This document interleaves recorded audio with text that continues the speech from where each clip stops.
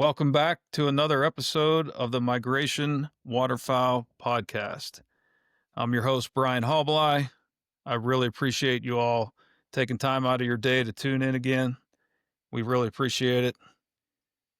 Joined by a very special guest tonight, Mr. Aden Shorney from Cherry Creek Outdoors. How you doing tonight, my friend? Good, Brian. Thanks for having me on. Yeah, I've been following you for quite a few years on YouTube and uh, social media and really like what you guys are doing out there, and thought it'd be great to get you on the show. And I know our listeners really appreciate to hear about some of your background and stories.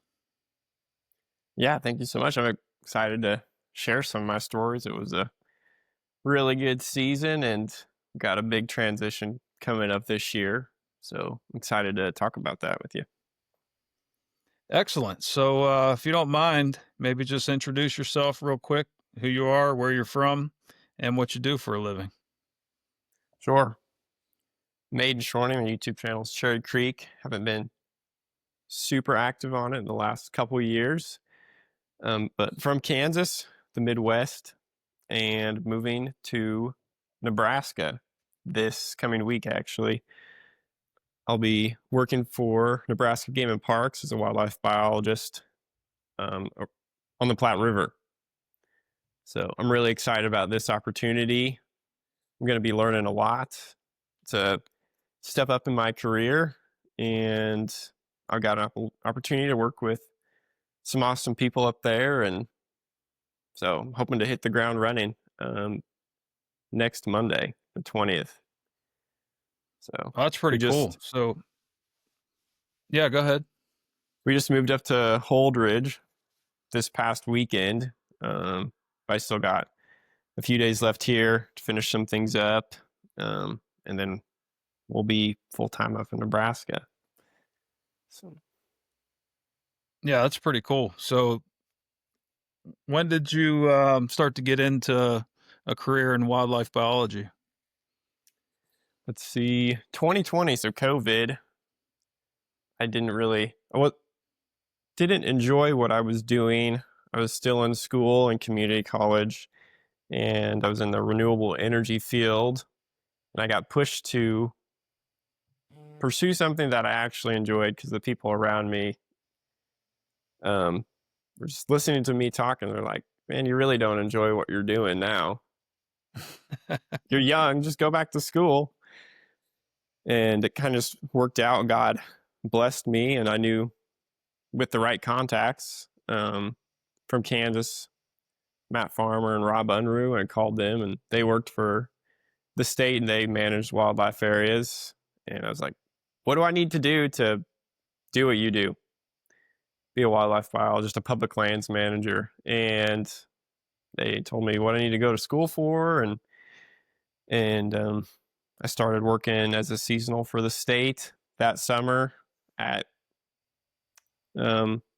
Perry Wildlife Area, and went to K-State, graduated in 22, and I've been at Jamestown Wildlife Area as Pheasants Forever habitat specialist there the last 2 years, and been trying to advance my career, and had this opportunity to move to Nebraska this spring. So it just came up. It's been incredibly difficult to find a place to live there, but we finally connected on a place to live. And I think, let's see, that was like May 1st, maybe. We found a place in Holdridge. Okay. And so it came open on a Monday. We went up and looked at it on a Wednesday and signed the lease Friday, and then moved all our stuff in this past weekend. And wow. So here in Concordia, we're just living out of a couple bags and a bed till we're officially up there. So that's all you need. Yeah, it's all we need. We're all good. We've got a folding chair and my laptop's still here, so we're good to go. So is that going to impact your hunting season at all, or is it kind of most of the work going to be in the spring and summer? Oh yeah. like Elliot says from freelance, scouting in the off season is huge, and I'm excited to do a ton of scouting. I'm hoping not to have to come back to Kansas very much. I do want to see some friends and family and maybe hunt just some of the traditional areas, but there are so many places and so many new adventures to be had. I don't really anticipate coming back very much because I love new places. In the last Yeah. 2 years, the success has been incredible. Um, so I think I'm willing to accept much lower success to go find new places than Sure. to come back to areas where I probably could have more success. But we'll see. Maybe it'll be awesome. Maybe I'll just be putting on a lot of miles and seeing a lot of new places. I'm not sure, but hopefully it's going to be awesome. I think Lydia and I, my wife and I, were trusting in God that Amen. He's going to work it out either way, whether it's something that's really amazing or whether it's like, we thought that was the right thing at the time. Maybe it won't be, but Proverbs 3:5 is trust in the Lord with all your heart and He will make your path straight. Is essentially For that sure. verse. So that's what we're doing. It doesn't say it's going to be easy. That's true. So That's very true. Yeah, but if you end up staying in Nebraska, if the Kansas Wildlife Board gets their way, you and I might have trouble getting in there to hunt. So, yeah, well, I have my lifetime, so they can't hold me out. oh, there you go. So that'll hold even if you move out. That's pretty cool. Yeah, as it stands right now, as long as you're if it passes, as long as you're a student or in the military, you'll still have resident or lifetime license. You'll be able to hunt like a resident. Sure. So, but yeah, I do feel bad for everyone that's not a resident that's wanting to come to Yeah, well, Kansas. Elliot was saying that it's not looking like it's going to go through this year, but that doesn't mean it won't be coming next year or the year after. So we'll have to keep an eye on Yeah. that. Yeah, it's definitely something to keep in mind. And if it doesn't pass and you can come to Kansas this year, maybe the year to go. Well, going to Nebraska isn't a bad deal. It's not like you're going from Kansas to Western Pennsylvania, where I'm at. So. Exactly. Yeah. Man, that's a trek for you. Oh yeah. Yep. I actually hunted in Kingman County. I deer hunted there back in 2020, Okay. and I think one of the properties was up in geez, I forget the name of it, just north of Kingman County there. But that was my experience. I've driven through Kansas a few times, but only ever deer hunted there. But yeah, it'd be pretty cool to get out there and waterfowl hunt, hopefully, before they change anything. Yeah. Yeah, I hope you can. And well, if you do make it out this way, you've got a connection now in South Central Nebraska as well. So Yeah. Heck yeah, I appreciate that. So tell me how you got into waterfowl hunting. How long have you been doing that, and who got you into it? my dad waterfowl hunted when he was a young man and he got out of it after having kids. And growing up, we still deer hunted, turkey hunted, spent a lot of times in the outdoors fishing. But I think my dad and I waterfowl hunted once and I was addicted. I was all in. I wanted him to take me. We never really went. He bought some Bigfoot goose bodies, full bodies, when I was in middle school, maybe. He never used them, but in high school, I would fit as many full bodies as I could in the back of my truck and goose hunt at my shop teacher's pond. And I never smoked them. I would shoot like nothing or one or two every once in a while. And I was really all in, but I didn't know anything. I didn't really have a mentor at that time. So when I went to college, my first semester was really my first year duck hunting. I hadn't really done any duck hunting. I'd just done a couple goose hunts on my own, jumped a couple ducks maybe, but I went out with my cross country team. There was a few of us, and my friend Ryan, he was a duck hunter. We went out on an opening day, and I just thought it was amazing. Like, my eyes were like, we got out in the marsh, I don't know, 3 or 4 a.m., something really early, and there's people everywhere, ducks everywhere, lights everywhere, but I was hooked. I was like, next year, I'm not running cross country because I'm going to be duck hunting on Saturday. I will not be running the cross country meet.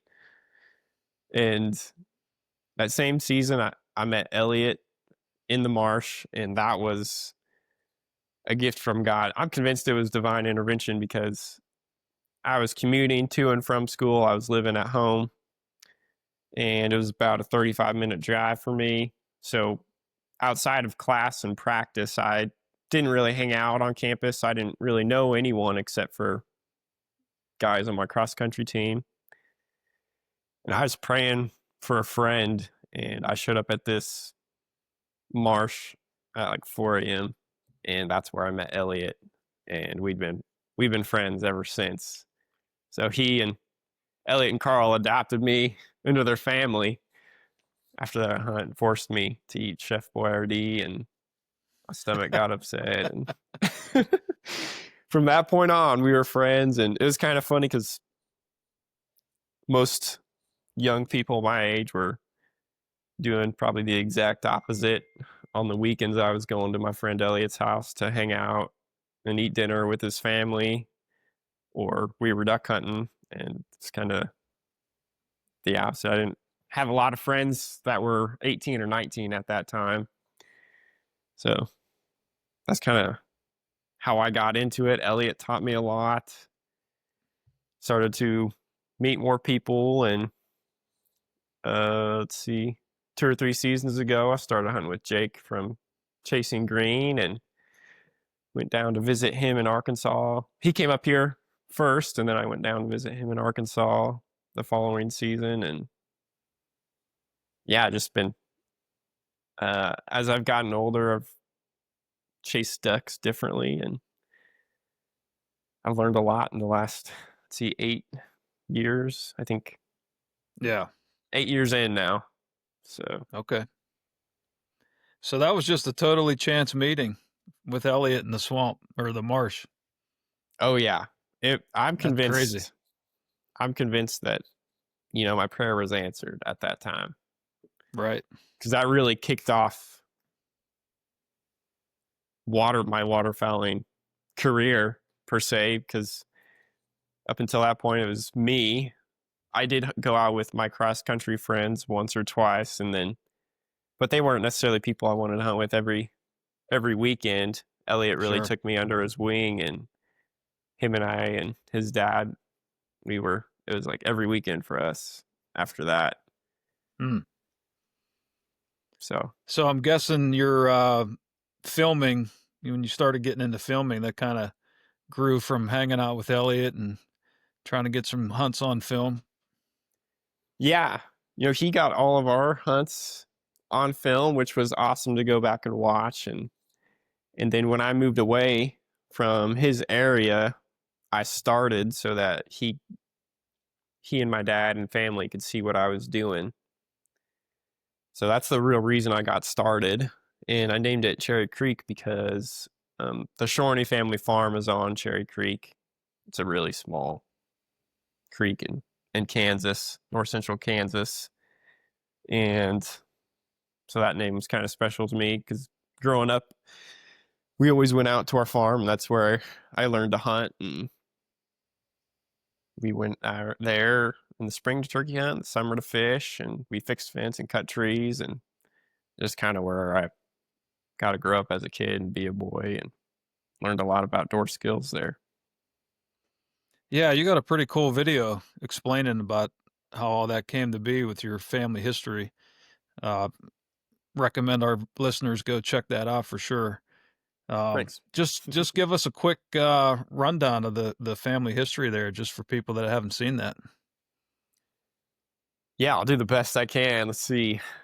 I think it was my great grandfather, Frank Shorney, settled that area, and he grew up there. And let's see, he had 3 boys, and my grandpa and my grandma grew up in that area, and they had a turkey farm, so they called it Cherry Creek Turkey Ranch, and that's a ranch that my great grandfather had, and he farmed up until I remember going out to visit him when I was a young boy. They were still farming, and then they kind of turned it over, and they just owned the land, I think maybe in the early 2000s, and someone else rented the farm ground. So I'm not exactly sure when the Shorney family stopped farming it. But my family still owns it. We still hunt, and there's tenants that do the farming. We do fix the fence and cut the trees and stuff, but it's kind of a short recap. But it was a turkey ranch back in the day. Okay. That's pretty neat to have a piece of property that's been in your family for that amount of time, and you can still go back there and enjoy it. It is neat, and the farmhouse is still there. It says 1898 on it, and I think it's got a corn crib that's pretty old, and a Quonset. Those are all pretty original buildings from the early 1900s. So that's cool as well. So Very cool. Do hope that stays in our family. Yeah. Like you said. Yep, for sure. Getting back to the filming, what are some of the challenges that you've had to face, not only from a hunting standpoint, but, trying to get set up and trying to get the best content that you can while still being the best hunter you can? I think for me, a big challenge is balancing between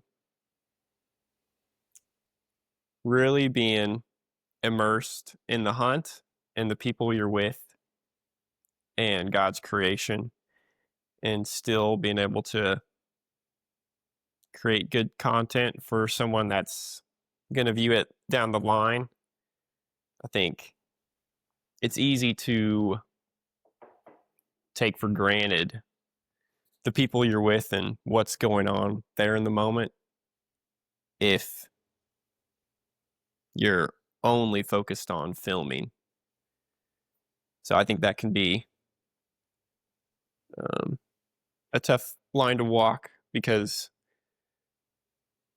I think the content is great, and if you're in the right mindset, it's awesome. I think for me, being in the right mindset, it's I want to, if I'm going to make something, I want to glorify God with my content. Mhm. And I also want, to put out something that's abiding, by the state laws, and then also something that's ethical, which goes beyond like state law and regulation to me. Right. So I want to put out something that's professional and something like I'm proud of. So it takes a lot of work to do that. And so a lot of times I choose to not film because I just want to be there with the people I'm with. So there's kind of a balance there, I think. Yeah, that's a good point. A good friend of mine used to talk about filming his daughter's sporting events. And he told me one time, he said, one day I just realized that I was tired of watching her play the sport through the camera lens. And I was missing like real life and what was happening around me because I was so focused on trying to capture everything. So that kind of reminded me of that when you brought that up. And that's something you don't think about a lot of times. And you gotta walk that fine line and keep that balance in act. Yeah, definitely. I think if I only hunted on Saturday, I think I would probably be more likely to film because I'm like, this is my one chance to get out, and I really want to savor this memory, so I'm going to do whatever it takes to save it. But I hunt a lot more than Saturdays, so it also kind of goes into um, like I want to hunt tomorrow, but there's so Sure. many other things that need to be done before that. So Right. for me, it's it's not necessarily a must-have to bring the camera out with me because I think the main thing for me is I want to, like you said, I want to be active in that hunt. Right. I want to be all in. So, So are they restricting filming on public land in Kansas? I heard some chatter about that. yes. Um,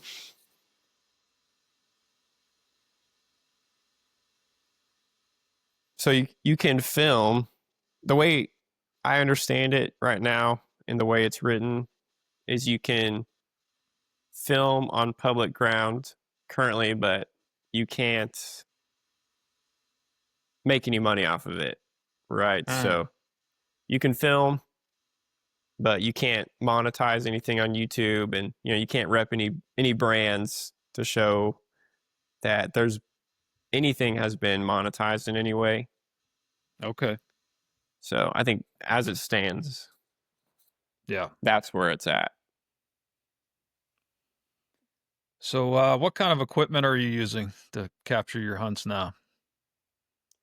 I still just use a GoPro over the decoys. Sometimes I put it behind me, and then I still have the Hero 6 Black. It's getting pretty outdated. Um, and then a Panasonic HCV 770 handheld camcorder, which I like because the zoom is really good and it's small enough I can wear it around my neck and tuck it into my waders, and it doesn't really get in the way. Yeah. But a lot of guys are using other cameras that the image quality is a lot better, but they're also a lot bigger. Sure. So, Yeah, one of the main reasons I asked you to come on the show, you've kind of gotten a reputation among your hunting buddies as being great at finding the birds and being really good at scouting. So I wanted to take a thanks. deep dive into scouting. Do you have any baseline tactics that you kind of start with everywhere, or are you kind of mixing it up as the situation calls for? Oh man. Well, I gotta say um I've been really blessed. God's really blessed me just with great hunts, but also with the people that I know. And I think almost the best scouting tool is the number of people you know and who you can talk to. If you can share information with your friends, that can help out a lot. But then just being willing to travel has made a big difference in success um, this last season or two, maybe. For example, we were froze up for about a month, but if you drove 3 hours, you were going to shoot ducks. So, and we kind of figured that out. My group figured that out and capitalized on it. But I think for me, I'm just bouncing off, getting to know as many people as possible, sharing information, and then putting as many miles on as possible. So what's that look like when you head out to an area? Why are you picking that area, and kind of walk us through what you're looking for? Well, it kind of varies on maybe weather and time of year, what the birds are using. Let's see.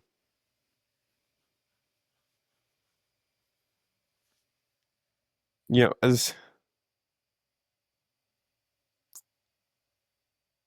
ice is coming on and off, that changes how the birds move. A lot Right. of times midday, if there's ice in the morning, they're going to be on the big water or ponds. And then if it warms up during the day, like mid-morning or afternoon, they're going to go back to probably shallow water marshes. Things that there's a lot of vegetation in, because that freezes up first, but it also thaws out first. So they're going to go back to that in the afternoon. And being in this area, I've just kind of got to see the patterns of birds. And so I kind of know, like, this time of the year, they're probably going to be here, or, this area is better this time during the season. So me moving to Nebraska is going to be a total game changer. So I'm going to have to really relearn to scout. But I guess kind of I like to know all the areas within an hour, hour and a half of me really, really well.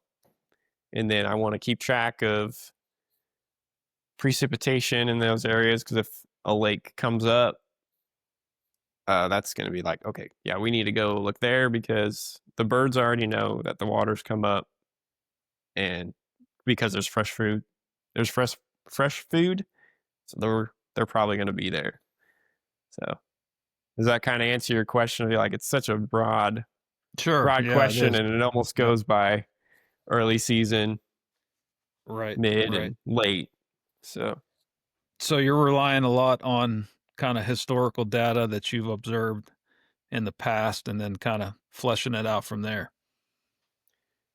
yeah, and I guess in the moment, like, if you show up to an area, I'd say we kind of just like to sit and watch what the birds are doing and walk in. Sometimes there's been multiple times where maybe you'll sit in the parking lot and doesn't seem like anything's going on, but if you walk in, yeah, it's a mile, but on that walk in, you may see birds trading over here, and you didn't even know there was a spot over there. Or, it's worth the time to walk in.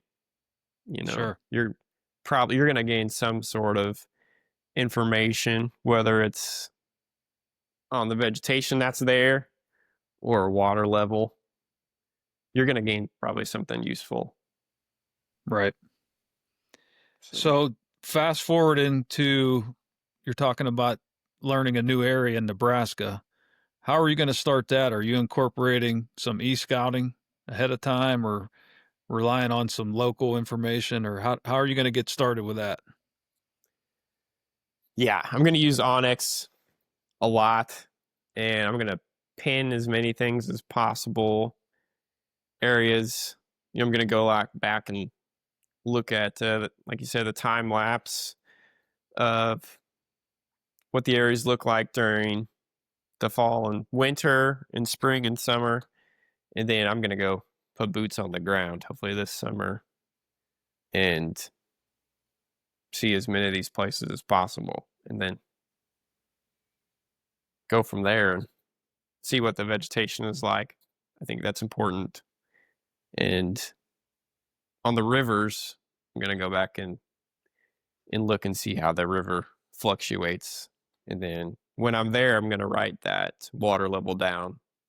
That way, when I go back, I can look at the water level and see how that compares to when I was there last. Because that'll tell me if the lake or river, if what I'm looking at is going to be the same, or if it's going to be drastically different.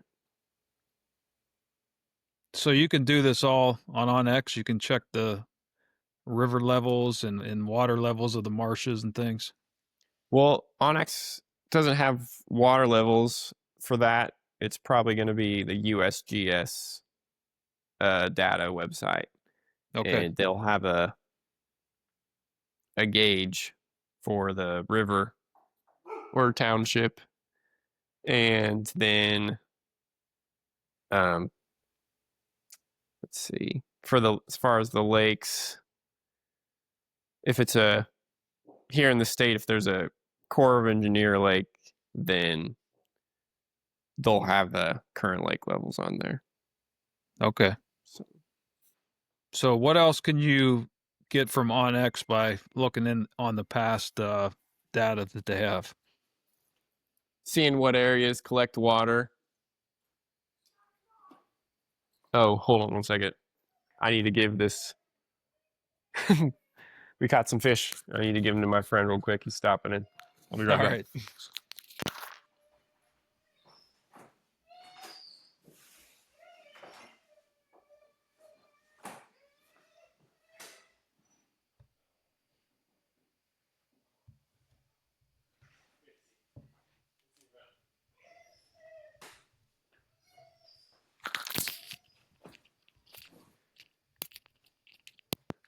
Sorry about that.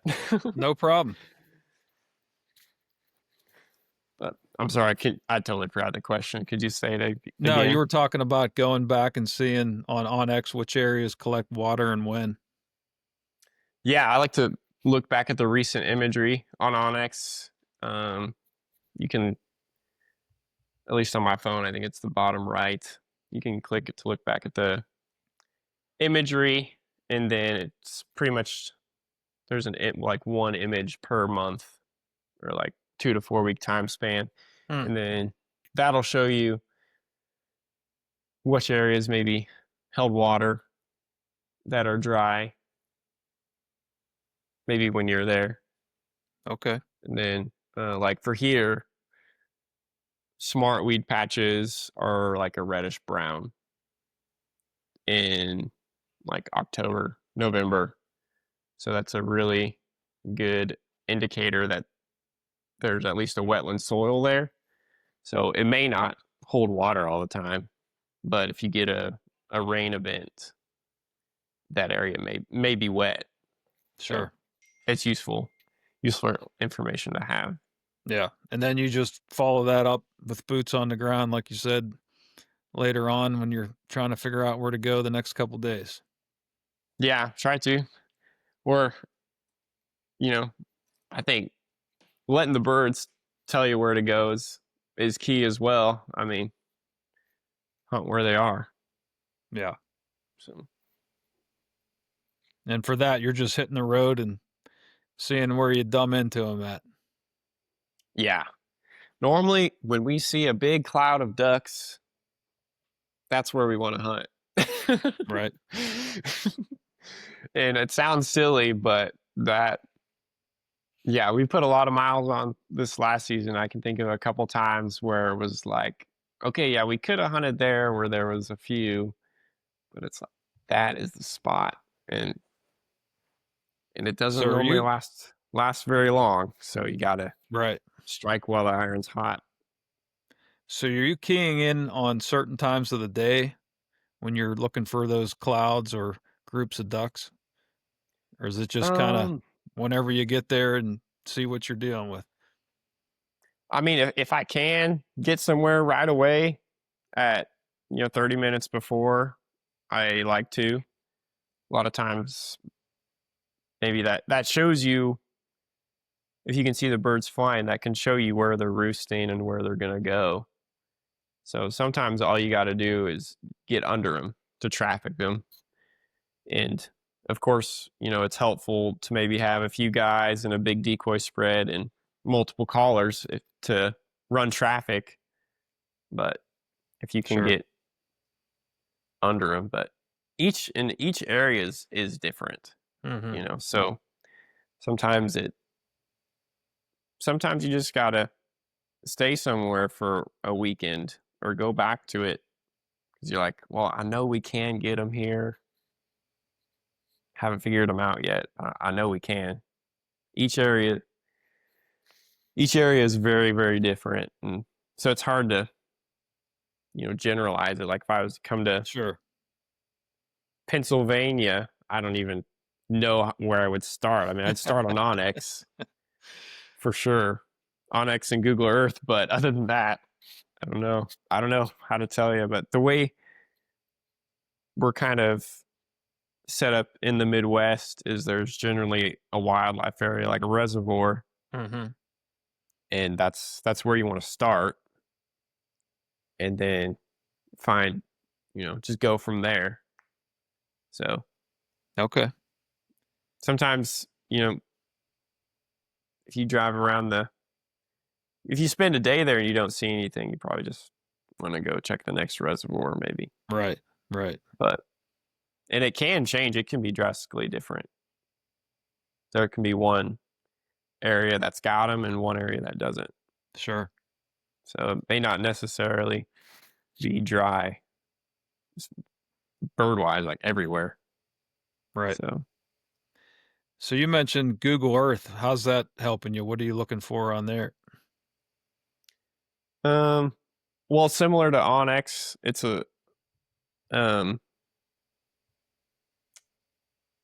the history, like the previous history layer, it's a little bit sharper image. Okay. Like if you want to go back and look at December of 2017, Onyx, I think only, and I may be wrong, I think Onyx only goes back like a year right now. Hmm. And at least on my phone, it's pretty blurry. Google Earth is going to have a more crisp image. And then also your cursor on Google Earth will have the elevation. So a general elevation anyway, which can Right. be useful. So, and that may just be in like the bottom corner of your screen. Okay. But as you're scrolling, maybe, around the lake, if you want to check like elevations of a field that may or may not hold water after a precipitation event, that could be useful. Right. And I've used that for scouting. So Okay. So thinking back when you started waterfowl hunting and started kind of figuring out your own scouting, can you point to any examples of any mistakes that you made that you look back now and think, man, if I would have known this, I would have really made a big difference back then? um yeah, I'll start with an example from this year, and I'll see if I can recall. I'm sure I've made tons of mistakes, but there's one weekend this year when I wanted to go duck hunting, of course. I wanted to go. But I had a feeling just in me. It may have been from the Holy Spirit that maybe I should stay home this weekend. And sometimes I get feelings like that, and it almost always, I should have listened to that. Hmm. Because it was like we hunted all weekend, Saturday and Sunday. We didn't shoot anything. And I went there off of 2-week-old information, or maybe it was a week old. I don't remember, but it was old information. And so when I showed up, there was already like 30 trucks there.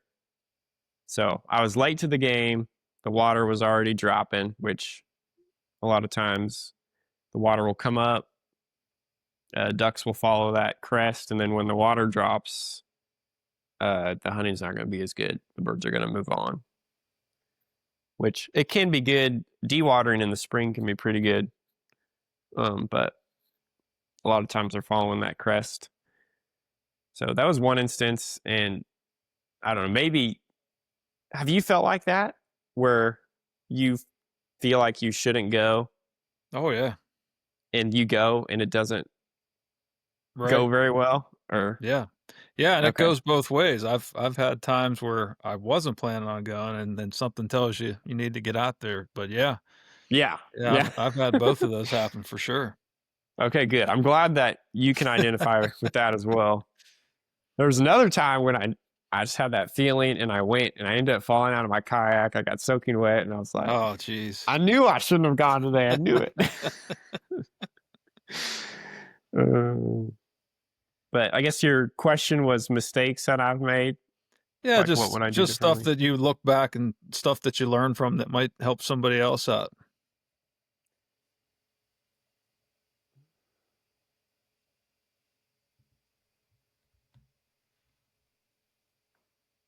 I think sometimes you see an area so frequently that maybe you just take it for granted. You take something for granted because you see it all the time. Like Jake came up here a couple years ago and this spot was loaded with ducks and I'm like, man, I don't know how we're going to get out there, how we're going to get to them. And he's like, well, let's just do this. And I'm like, no, no, I don't think we should do that. And it was just like kind of common sense. It was a common sense thing. It's just, I don't want to give anything away necessarily because I feel Sure. like it could betray the spot a little bit. Right, right. But I had seen that area so many times, and yet I was kind of blind to the obvious, just because I'd never done it, and I just got ingrained that I was just going to go over here and do this instead of watch what the birds are doing and Mhm. do that. So this is kind of, it helps to have a new set of eyes sometimes because Definitely. we see different things, especially on an area that you're so used to seeing all the time. Right. And it's like, oh, well, that was really obvious. I don't know why I didn't think of that, but Sure. I'd also say I was an awful duck caller when I started. I was atrocious. It's terrible. But my friend Elliot let me call him. He helped build me up. And, to new hunters, I just say, like, if you sound really awful, like on a duck call, like I did, practice. And I hope that, um, ask questions to the guys around you. Hopefully they're willing to help you out. Yeah. So, Yeah, that's definitely one thing you can't hide in the duck blind, and it's, yeah, if you're an you awful duck caller, it comes out. right. Everybody knows. That's right. Yeah, and it's one of those things that, I don't think people intentionally judge you on it, but that's just the main one of those main points that, you can't like I said, you can't hide from it. It is what it is. So, Yeah, definitely practice, practice, practice for sure. definitely in the off season practice. And um yeah, and hopefully you have someone that you can bounce questions off of, because I I don't think I didn't know that I was terrible until somebody took the time not to say, hey Aiden, you really suck at this, but hey, let's let's practice this together. Right. Or so that's something I've been really blessed with, is good mentors. Jake and Elliot have really helped me grow as a duck hunter and caller. And yeah, I wouldn't be where I am as a duck hunter today without them. So Yeah. Yeah, that's huge to have somebody that can kinda walk you through and like you said, bounce some stuff off of them and learn as you go. yeah. So let's talk some more about the weather and how that impacts your scouting. Are there any conditions, like if you're watching the weather, if something's rolling in, and any conditions that you're like, okay, boom, I gotta go. This is something I gotta take advantage of and get in the saddle here. Well, overall, like wind and and sun, it seems like mainly. I like sunny and windy. Is kind of what I'm looking for. Those are the best days to be out, or like a major weather change. Like if the weather's going to be nasty, I'm going to be out duck hunting. Like there was one day this past season where um we shot ducks in snow goose socks, and we were where they wanted to be, but I'm not sure that it would have necessarily worked on a light wind day, because they were just crawling to get to us. They weren't super high, but if there was a really light wind day and they were going to be above us circling a bunch of times, they were going to see us, because they would either come in low enough they wouldn't see us and we'd shoot them, or which was because of the wind, really. Or they would come up high enough and they would flare, and there's enough ducks there that it worked. But so standardly sunny and windy, those are probably my favorite. But and then if I can't have that, like I don't know, major weather event, high winds or a storm, something to change the ducks out of the routine. Right. Because ducks get in a routine when they hit an area, and if there's a storm or something to roll in that changes the routine, a wind switch from south to north, something like that, that'll change the routine, and then you can hopefully get them. Right. So when you're talking about windy, is there a wind speed that you like to have that you consider, windy enough? I'd say 13 to 20 is Okay. pretty optimal. If it gets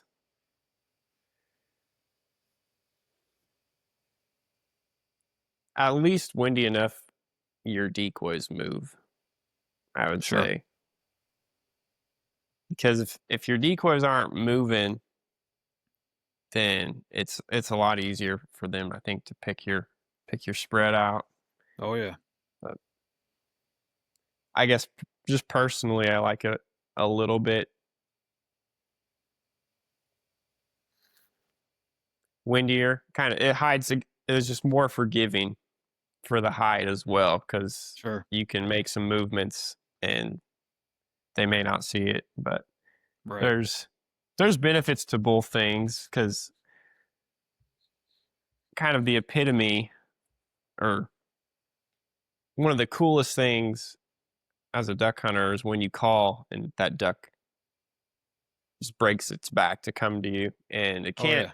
It's a lot harder to do that on a really windy day for a duck, but if you get a light wind day and the duck gets to the corner, I like even at 40, 50 yards, and you call and it just breaks it back to come in, that's pretty awesome too. So, but what about for you in Pennsylvania? What are you looking for there?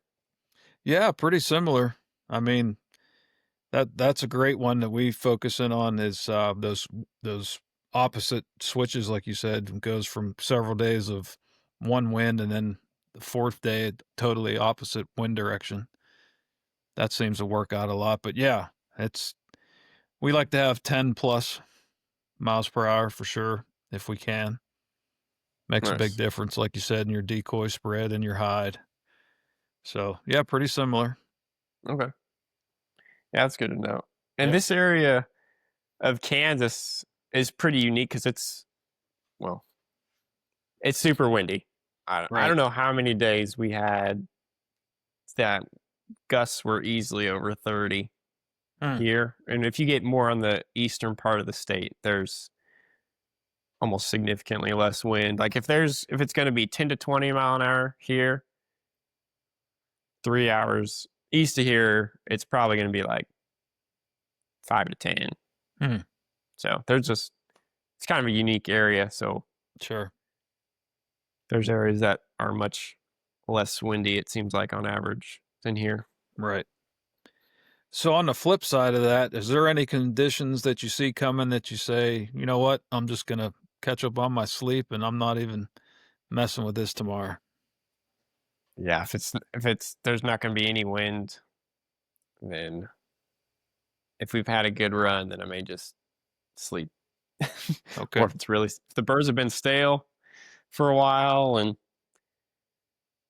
it's been tough and there's not going to be any wind tomorrow, then I'm probably better off doing something else.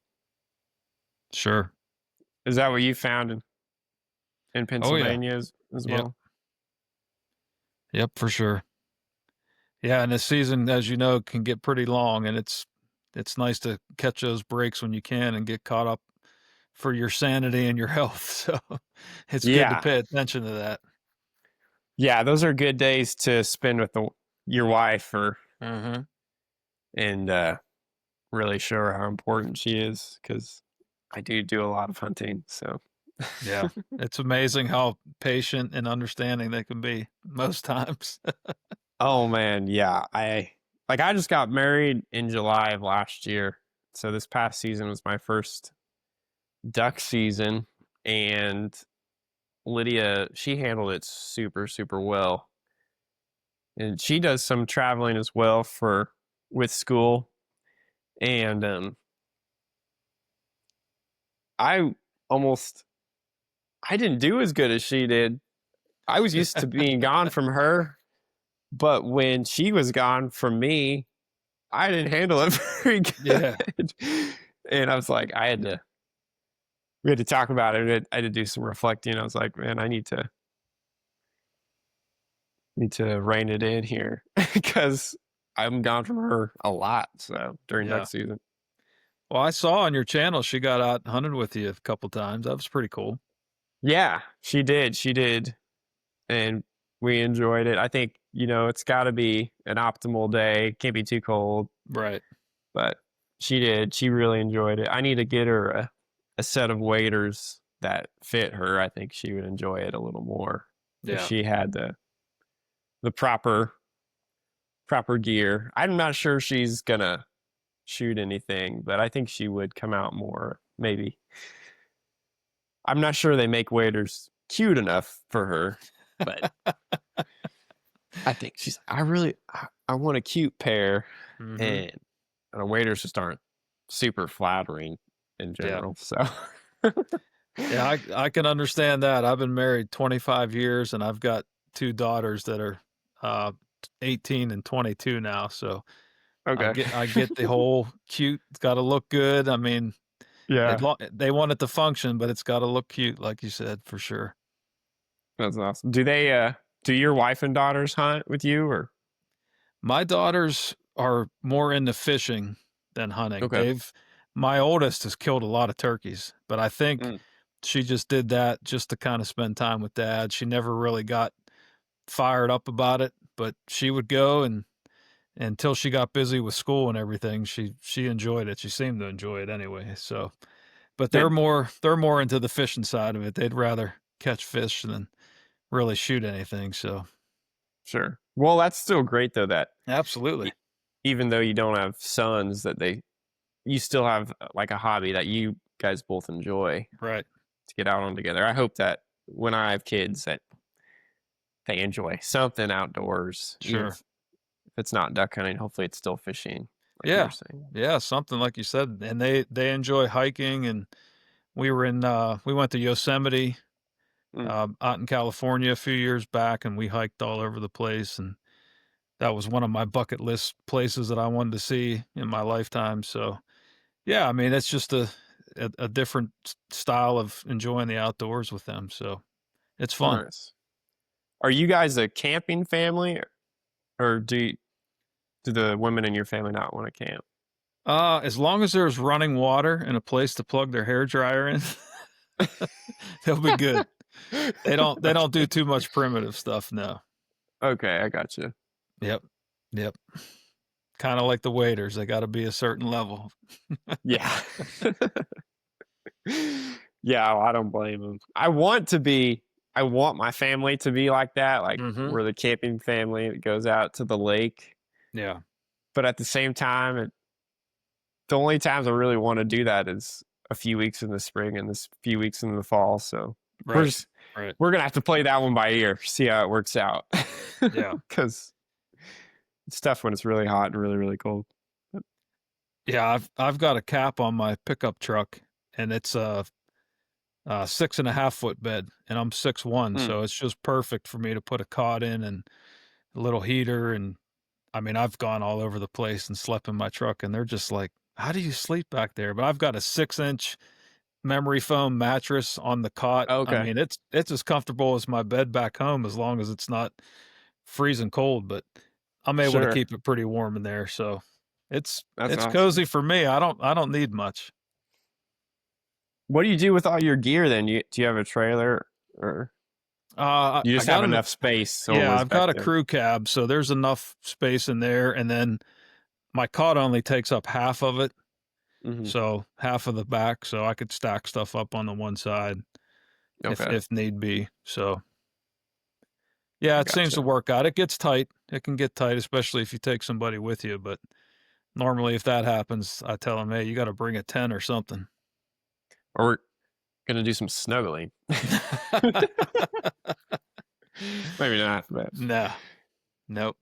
there's last August before the teal opener, Lydia went out and I went up to a lake and we slept in the back of my truck, but it was hot. Yeah. It we did it because we looked at the weather and like, okay, this is pretty nice for this Hmm. time of the year. And she was gracious enough to come with me and spend the time driving with me. She didn't walk into any places with me, but it was fun. You know, it was a good memory. Yeah, for sure. But Yeah, it's nice to have that mobile campsite, especially if you're chasing birds all over the place. You can kind of just sleep wherever you end up, as long as you can find a yeah, safe place where nobody's gonna get upset that you're there.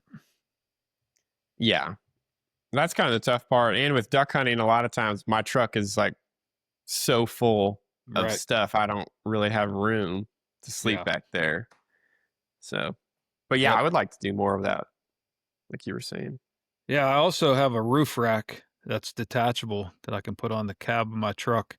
That's made a big difference. It's got one of those flat platforms, and it's got all kind of different attachments. You could get a good bit of stuff on there, but I don't like to put a ton of stuff up on there when I'm traveling. I can get my kayak up there, which frees up a lot of space too. So Sure. yeah, you have to get creative, and when you're limited on space, that's all.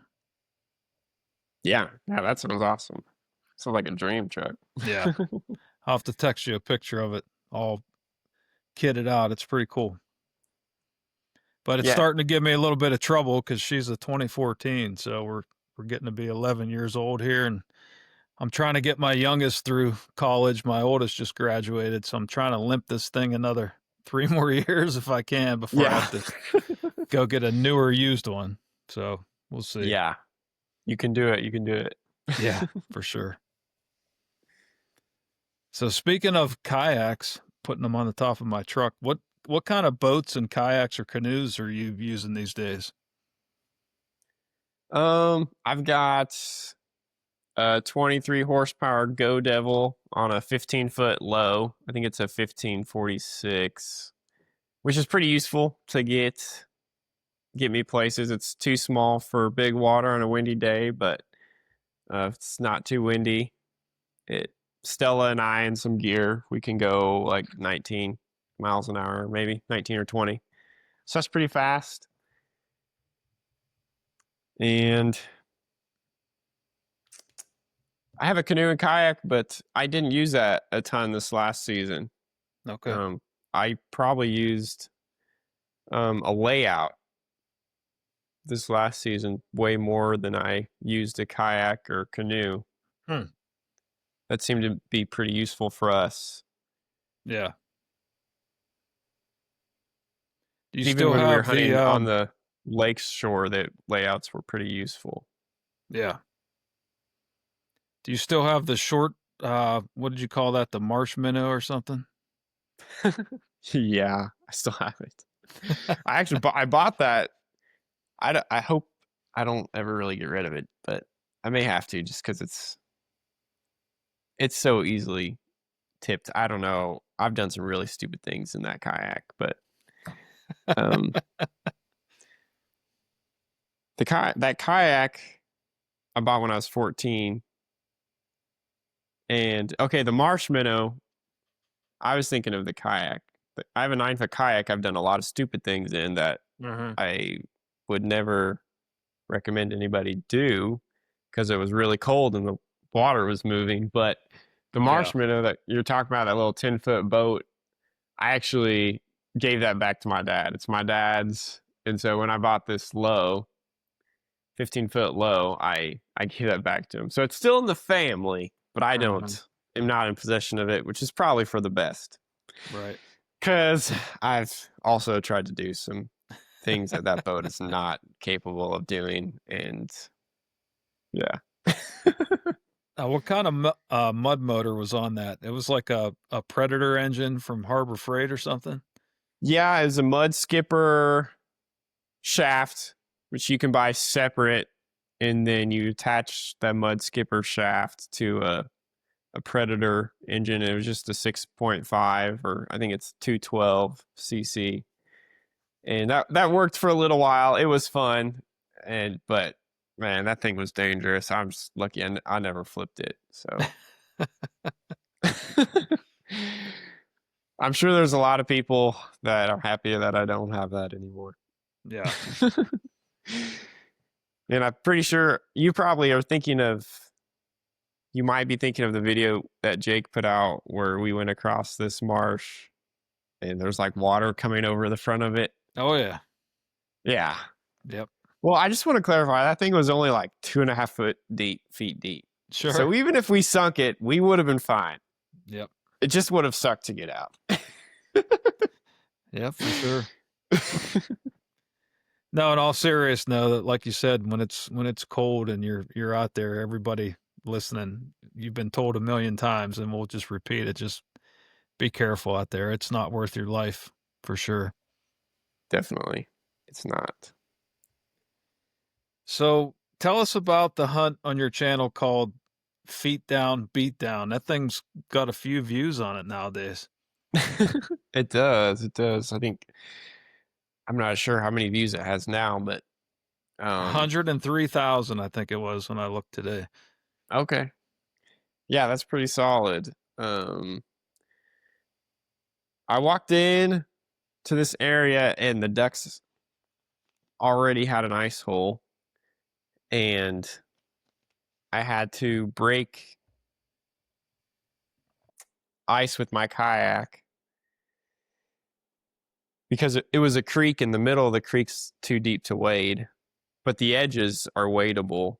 So I had to break through a little bit of the creek with my kayak because the ice hole was mainly on the other side of the creek and I couldn't walk around to it. And so I kicked them off, and they all came back in a massive wave and landed right in front of me. And at that time, I had never experienced anything like that. And I was just in awe of God's creation, really. Like my eyes were like saucers. I couldn't believe it. And I think I was like just thanking my dad and thanking for all the experiences that he's given me and thanking God for that experience. And I don't know, it was really incredible to see something like that, and to also get it on camera was pretty cool. So Yeah. and Highly I think recommend that to anybody out there. Go to Cherry Creek Outdoors on YouTube and search Feet Down, Beat Down. It'll come up if you just put Feet Down, Beat Down in the search. You got to see it. It's pretty cool. thanks, I appreciate that. And my wife and I were actually talking about this morning. And it relates to this video. We weren't talking about this video, but I don't know. Did you get an opportunity to see the Northern Lights the last day or two? Just a little bit. Yep. Okay. It's been kind of cloudy here, so we didn't get to see a big part of it. Okay.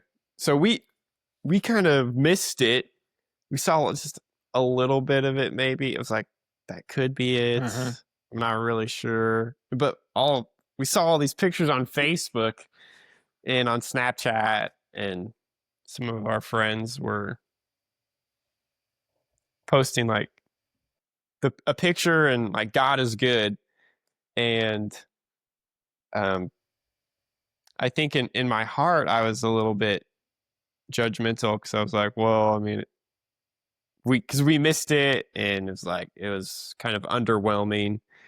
And then we read a devotional this morning, and it was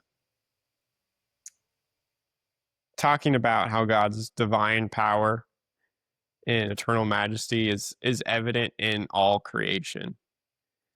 And it kind of convicted me because sometimes I take for granted the power that we see in creation, that we see every day. For sure. So it was kind of convicting to me. And then I just also had a judgmental heart, which I had to repent for because I just missed the Northern Lights, and I was just jealous I didn't get to see it. Right. So, Right. but Yeah. That's a good segue. I wanted to talk about your faith and how you incorporate it into your content. I really admire how you share your journey with God and the amazing impact his blessings have had on your life. That's super important to me. And I've been blessed to be working in the outdoor industry for the last 25 years. And that's one thing I try to do. I try to glorify him every way that I can. So I just really appreciate how you do the same thing and make it a priority in your content. thanks, Brian. Thanks for that encouragement. I appreciate it. And I think as I've grown older and to be a more mature Christ follower, it's easier to talk about, I think. And I want to talk about it more Sure. because like I see what he's doing in my life, and I want other people to have that, and I want other people to, repent of their sin and be healed of things in their life and have hope that, we that worship the one true God can have. And, I want to be his hands and feet. And so I just want to be fully surrendered to Jesus. So whatever that looks like, I want to be all in. But Absolutely. you have much more experience than me, though. How has that impacted you? Well, my mom and I were having a great conversation about this yesterday. And, you know, I always struggle with, am I doing enough or am I doing it the right way? I'm Mm. always trying to reflect on how I can do better or what I can do better. And my mom says, Brian, sometimes just the example that you set, you might not even be saying anything to people. They're just watching. They're watching how God's working in your life or the Holy Spirit's speaking to them through you in some other way. And that kind of made me think, because once again, our flesh, we're always trying to like do something like on our own will, like we have to fix this, we have to do something. And sometimes we just have to let the Holy Spirit do the work and not try to force it in any way, if that makes sense. Yeah. Yeah, I agree. I think you're spot on. And in my life right now, one thing I feel like the Spirit has been doing is giving me a heart to just talk to people more intentionally about Jesus, like kind of evangelize more, Right. um, and just being more vocal about it. I think that's just like what we're called to do. Sure. And I think I've been really convicted about that. And I've had some opportunities in the last few weeks to either pray for someone or just listen to someone or ask them if they have a relationship with Jesus. And when I'm obedient, it's so fulfilling. Like, It really and is. I was telling this to the youth group kids. We help with a youth group on Wednesday nights, and I was like, the next best thing I can think of is shooting a limit of mallards with my buddies. And it's like, when you do that, like you're on a high, you're on cloud nine, the adrenaline is rushing Sure. and you're just so happy. But what's even better than that, I think, is the fulfillment and peace of God. And like, I want everyone to have that. Absolutely. Well, you're on the right track, my friend. I appreciate, like I said, how you incorporate that and just keep spreading the good word. Thanks, Brian. Appreciate it. So what's next for Aden and for Cherry Creek Outdoors? What's coming up this season? Anything you're going to be changing up besides the big move to Nebraska? Anything else going on? um, I'm going to be doing a lot of scouting, but as far as Cherry Creek, I'm not sure how much content or if any I'm going to put out. I'm just going to have to play it by ear and see what comes up, really. Um, I also get to hunt with either Jake from Chasing Green or Elliot a lot, and if I hunt with them, then I definitely don't film. Just because we don't really need it, and somebody's got to shoot the ducks, so I'll do it. It's a tough job, but somebody's got to Yeah, volunteer. it is. It's tough, but so I'm not sure at this moment in time. I'm not sure what the future of Cherry Creek is. So yeah, I'll just have to leave it there. I guess I'm gonna have to think about it, pray about it, see what comes up. And especially if Kansas passes that where you can't film it all in the state, then Right. I wouldn't come back here and film. But I don't not sure what the regulations say in Nebraska right now. I mean, I know Matt from High Prairie films, obviously, but I'll have to do some digging, make Sure. sure. Any other out of state trips or anything planned for the fall? Nothing in stone right now. I went to Canada last October with Jake and a couple friends, and they're definitely going. I want to go, but I'm not sure I'm going to go yet. Just starting this new job and everything. I'm not Sure. 100% in, but Right.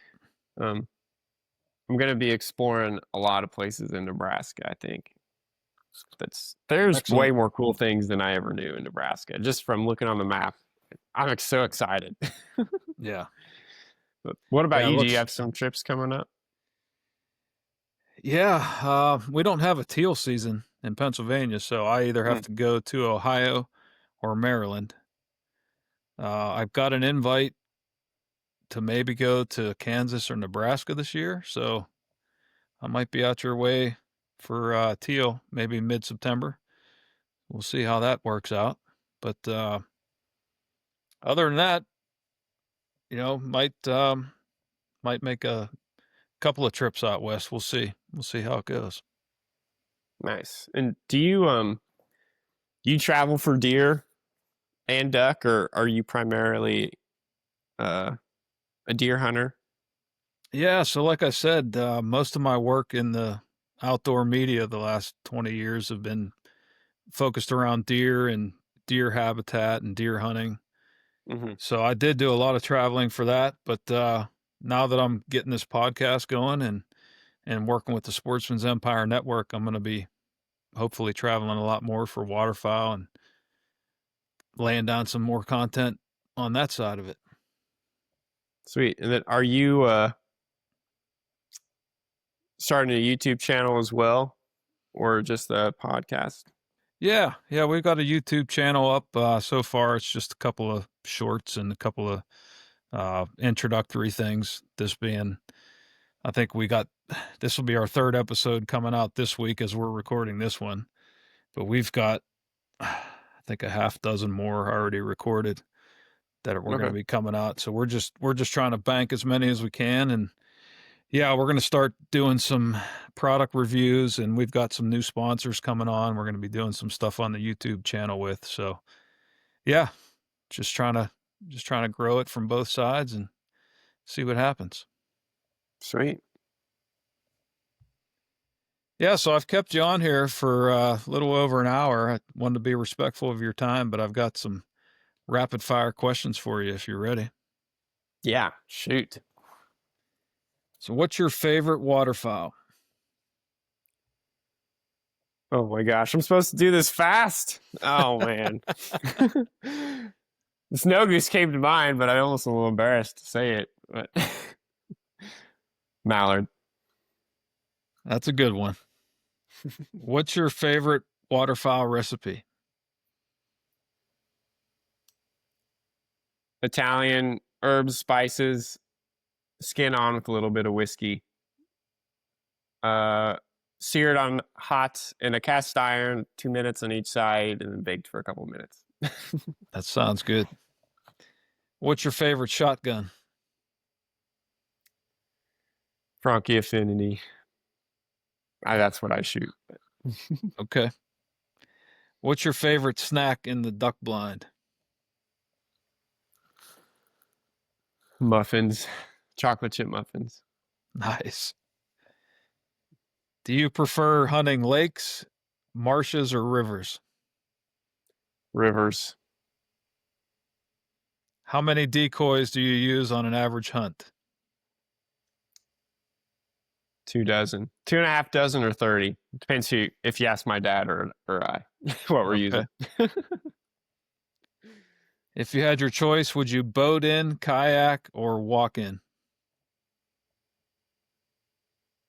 Walk. And what's your favorite place to waterfowl hunt? You don't have to give a specific area, but just state or general area. The river on, I won't say the place. An ice hole on the river is probably my favorite place. Okay. Well, you passed. Good Oh, job. good. I'm glad I passed. What's your favorite place to waterfowl hunt? Environment. Oh man, I like rivers too, but we've got a lot of we call them swamps here, but talking to Okay. people around the country seems like marsh is the more appropriate term. We've got a lot of marshes from Lake Erie south all the way to where I'm at in kind of southwest Pennsylvania. That's just there's something about being in a marsh whenever the sun's coming up and you got that stretch of light hitting off the water there, and Mm-hmm. killed most of my ducks in a marsh, so I'd have to say that, but I like rivers too. Sure. Yeah, it's tough to decide between a marsh and a river. There's just something about the moving water of the river, just like, I feel like it attracts us as waterfowl hunters, but then there's something just so natural about a wetland. Mm-hmm. For So sure. those are my top two. Lake would be 3 for me. And Yeah. then if I could go back, I'd say I think I respect the snow goose the most because of their sheer numbers Mm-hmm. and, well, size of their population for one, and then the groups that they travel in. I think they're incredibly pretty as well. Just Yeah. the pure white and the blues. But I guess I have to say mallard because they decoy through the trees and they taste way better than snow goose. Yeah, for sure. Yeah, it's a tough one not to pick. I'd have to agree with you there. Do you shoot? What's the species you shoot the most in your state? Wood ducks and mallards. Okay. Yeah, late season. Every once in a while, if we can hit it right, we can get some black ducks and pintails. but we don't see either one of them very Mm, often. But it's special when we get them. I've got a really nice black duck mounted here. It's one of my favorite hunts ever.